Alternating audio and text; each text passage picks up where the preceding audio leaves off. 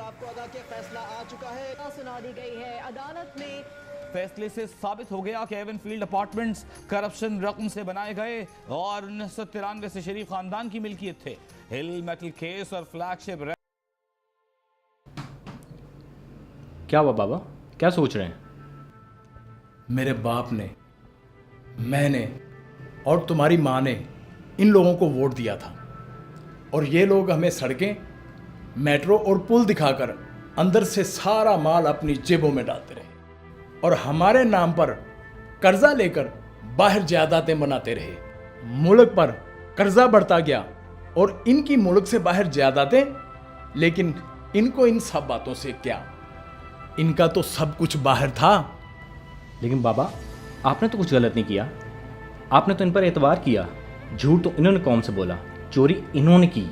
और हम अनाम में इन्हें वोट देते गए कि पिछली मर्तबा भी इन्हें ही वोट डाला था, लेकिन अब मजीद अपने बच्चों का मुस्तकबिल इन चोरों के हवाले नहीं कर सकते। मैंने और तुम्हारी माँ ने फैसला किया है कि इनको वोट नहीं देंगे, क्योंकि अब सिर्फ ऐसा हुक्मरान जिसका सब कुछ हो पाकिस्तान।